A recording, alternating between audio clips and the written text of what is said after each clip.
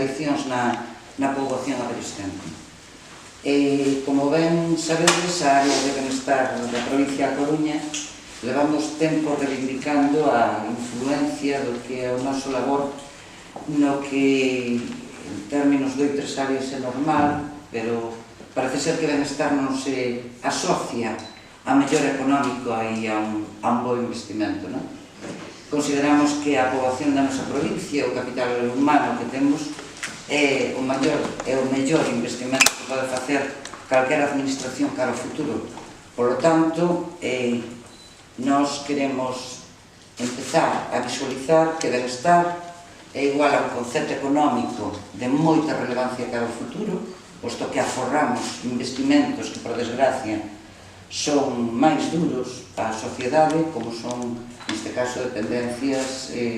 de tabaquismo, a drogodependencias, a xogo e a outros moitos, etcétera, non? E capital humano porque creemos que a forma de transformar a sociedade é investindo, e xa abandonando o termo de, cando se fala de benestar, utilizar o recurso público sempre identificando a gasto. Por lo tanto, nós queremos igualar economía, a prevención, vemos un repunte, por desgracia, que estamos tendo socialmente ao respecto de moitísimas dependencias. E novamente tamén, por desgracia, un novo repunte dentro da drogadicción de xeito excepcional, volve a estar na nosa sociedade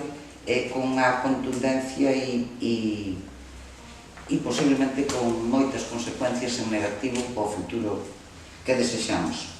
Bueno, pois este investimento que parte de un orzamento de 50.000 euros que foi adxudicado aquí á empresa Albaló, espero haberlo dito ben, porque non sei por que me lían tanto cos nomes das empresas, foi adxudicado por 40.700 euros e recalcar simplemente que bo traballo, que pasará polas 18 comarcas como temos por hábito facer,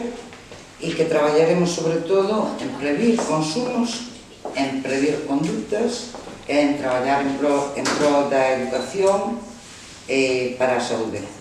Tamén insistimos en formar as persoas que están no medio dos adolescentes, para precisamente que ese capital humano sea o mellor investimento, insisto na palabra investimento, na nosa